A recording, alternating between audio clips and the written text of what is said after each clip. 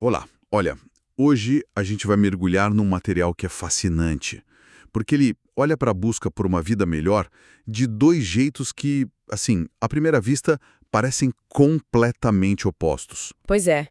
De um lado, a gente tem uma abordagem que é super científica, quase tática para a longevidade. É o trabalho do médico Peter Attia. Exato. Ele basicamente usa a ciência de ponta para tentar estender não só a nossa vida, mas o que é mais importante, a nossa qualidade de vida. Isso é o campo da otimização, da performance. E aí, do outro lado, a gente tem a jornalista Celeste Headley, que chega com um argumento que é na contramão total. Total. Ela diz que essa nossa cultura de produtividade, sabe, de excesso de trabalho, está deixando todo mundo doente, infeliz. A proposta dela é um chamado para a gente desacelerar e, como o livro dela diz, não fazer nada. Duas filosofias que parecem inimigas, né? Uma fala em medir, otimizar cada detalhe, e a outra em largar tudo e, sei lá, respirar. E é aí que entra a nossa missão aqui. Exato. A gente quer investigar justamente isso. Será que elas são opostas mesmo? Ou será que, no fundo, elas se complementam? A gente quer descobrir como a ciência de viver mais pode se conectar com a arte de viver bem. Para ver se sai daqui um roteiro para uma vida não só mais longa, mas que vale a pena ser vivida. Perfeito. Ok? Então vamos analisar isso. Começando pelo Peter Attia. O ponto de partida dele é uma distinção que, assim, parece simples, mas muda tudo. É a diferença entre lifespan e health span. Certo. Lifespan é o mais fácil, né? É quantos anos a gente vive. O número final é binário. Ou se está vivo ou não está. Simples assim. Mas o health span, essa é a parte complicada e, para mim, a mais importante. Com certeza, o health span é a qualidade desses anos. É aquele período da vida que a gente passa com saúde sem doenças crônicas ou incapacidades que limitem o que a gente quer fazer. É poder brincar no chão com os netos, sabe? Carregar as compras do mercado, viajar, ter autonomia. Exatamente. E o Watch ainda divide esse health span em 3 áreas, o que eu acho genial. Ele fala da saúde física, da saúde cognitiva, tipo a clareza mental, a memória, e da saúde emocional. O mais interessante é que ele mesmo admite nas fontes que as duas primeiras, a física e a cognitiva, estão numa batalha constante contra o tempo. Não tem jeito, é a gente brigando contra o desgaste natural. Exatamente. Mas a saúde emocional é a grande surpresa. É o único desses 3 pilares que, segundo ele, pode de fato melhorar com a idade. Essa parte é incrível. Ele mesmo diz que hoje, mais velho, se sente emocionalmente muito mais forte e equilibrado do que há 10 anos. E isso já dá uma pista de onde a nossa conversa vai parar, né? Sem dúvida. Mas antes de chegar lá, a gente precisa entender o que ameaça esse nosso health span. E é aqui que ele introduz uma metáfora, assim, muito poderosa. Os 4 cavaleiros do envelhecimento. Isso. São as 4 principais causas de morte e declínio na nossa sociedade hoje. Basicamente a lista de tudo que a gente tem medo, né? Totalmente. O primeiro são as doenças ateroscleróticas, que é infarto, derrame. Certo. O segundo, o câncer. O terceiro, as doenças neurodegenerativas, como Alzheimer, Parkinson. E o quarto, que o Attia descreve quase como um catalisador para os outros 3, são as doenças metabólicas, o diabetes tipo 2 sendo o grande vilão da história. E o ponto dele, que é crucial, é que não adianta esperar esses cavaleiros chegarem para começar a lutar. Não, porque aí a batalha já está muito, muito mais difícil. E é isso que leva ele a criticar o nosso sistema de saúde atual. Exato. Ele chama o sistema atual de medicina 2.0. E ele reconhece, tá? É um sistema incrível para lidar com problemas agudos. Sim, uma apendicite, uma infecção. Exato. Você vai querer estar na medicina 2.0. O problema é que ela é reativa. Ela espera a casa pegar fogo para depois chamar os bombeiros. Para as doenças crônicas, que são os 4 cavaleiros, essa abordagem simplesmente não funciona. Então qual é a alternativa? Porque isso parece meio que enxugar gelo. A gente espera o diagnóstico de câncer para começar uma quimioterapia ou espera um infarto para... A alternativa que ele propõe é a medicina 3.0.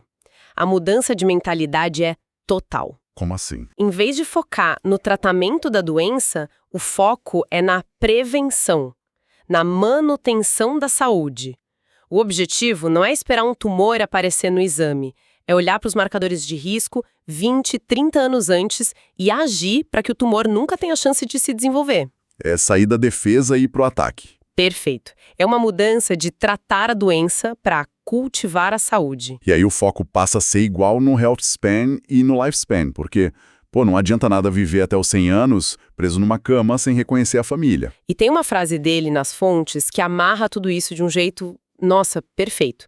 Ele diz que se uma pessoa focasse incansavelmente em melhorar o health span dela, A força, o equilíbrio, a saúde emocional. isso, os relacionamentos, ela provavelmente já estaria fazendo 75% de todo o trabalho para otimizar a longevidade, mesmo que nunca pensasse especificamente em câncer ou doença cardíaca. Essa ideia é muito forte, porque tira o foco da doença e coloca na vida, né?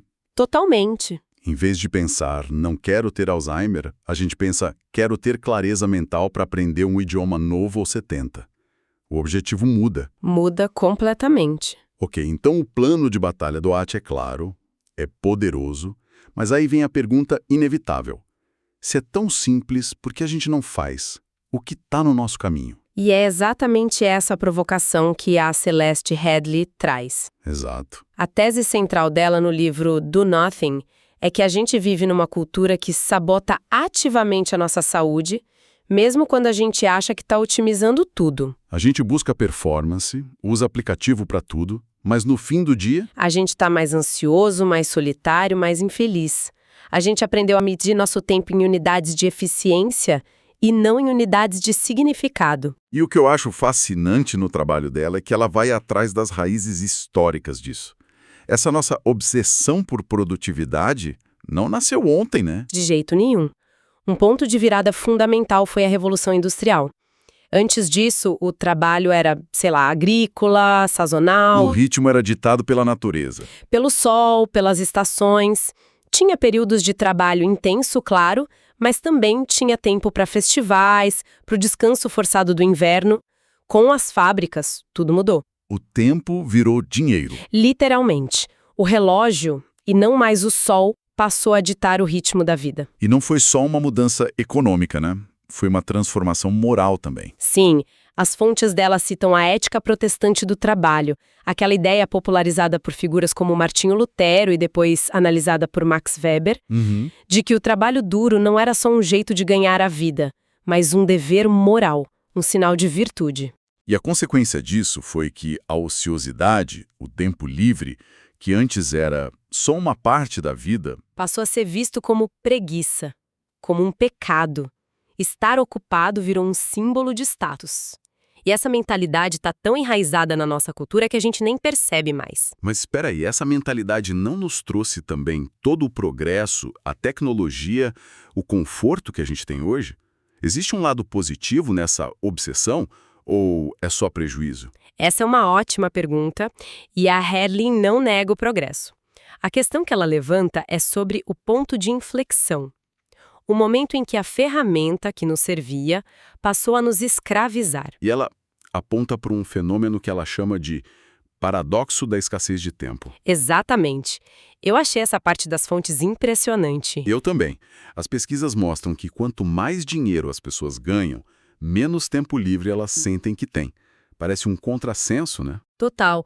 A gente imagina que a segurança financeira daria mais liberdade. Sim. Mas o que acontece é que o tempo dessas pessoas se torna tão valioso em termos monetários que a pressão para usá-lo de forma produtiva se torna esmagadora. Cada minuto de lazer parece um desperdício. Um custo de oportunidade. A gente acaba virando o que ela chama de currículos ambulantes. Nosso valor é medido pelas conquistas, pela produtividade, e não pelas nossas experiências, nossos relacionamentos. Pela nossa humanidade. E essa pressão leva a gente a tentar fazer tudo ao mesmo tempo. O famoso multitasking. Sim. A gente responde um e-mail enquanto participa de uma reunião e enquanto pensa no jantar. É uma loucura. Só que a Headlee é categórica em desmistificar isso. O que a neurociência mostra, e as fontes dela são claras, é que o cérebro humano não faz multitarefa. Ele não consegue. Não. O que ele faz é uma alternância de tarefas muito rápida, pulando de uma coisa para outra. E isso tem um custo brutal. Diminui a produtividade. aumenta a produção de cortisol, o hormônio do estresse, e prejudica a memória. E tem um dado que ela cita que quando eu li eu quase caí da cadeira. Cada pequena interrupção, tipo, dá uma olhadinha no celular, Sim. pode levar até 23 minutos para o cérebro recuperar o foco total na tarefa original. 23 minutos. Agora imagina quantas vezes a gente faz isso por hora. É assustador. A conta do tempo e da energia mental que a gente perde no fim do dia é gigantesca. A gente se sente ocupado, mas na verdade está sendo profundamente ineficiente. Então, o que tudo isso significa? De um lado, o Attia nos dá um mapa científico para a longevidade, do outro, a Redney mostra que o terreno onde a gente está tentando usar esse mapa é um pântano cultural que nos suga energia. E a saúde? Exato. Como a gente junta essas duas coisas? Onde a gente encontra um modelo que aplica a ciência do Attia sem cair na armadilha da cultura que a Hadley descreve? A resposta, ou pelo menos um ótimo caminho, parece estar nas chamadas zonas azuis. Ah, sim. São aquelas poucas regiões do mundo, como Okinawa no Japão, a Sardenha na Itália, Nicoya na Costa Rica, onde as pessoas vivem muito mais tempo que a média e com uma saúde de ferro. E quando a gente olha para o estilo de vida delas? É como se as ideias de Attia e Hadley se encontrassem e fizessem as pazes. Faz todo sentido. Vamos começar pela saúde emocional. A gente viu que pro Attia esse é um pilar fundamental do Healthspan. E o livro da Hadley é, no fundo, um grande manifesto sobre como resgatar nossa saúde emocional dessa cultura de comparação, de solidão. De estar sempre online. Exato, e o que a gente vê nas zonas azuis, a comunidade como centro de tudo. Em Okinawa, por exemplo, existe o conceito de moai. O que é isso? É um grupo de 5 ou 6 amigos que se comprometem a se apoiar pelo resto da vida.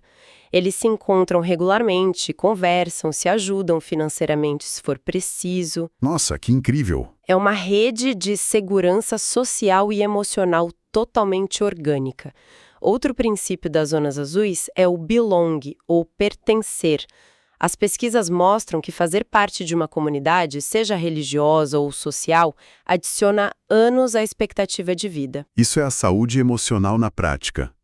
É a antítese da solidão moderna que a Hadley descreve. Exatamente. E o exercício? O Attia tem aquele conceito que eu adoro, o decátulo do centenário.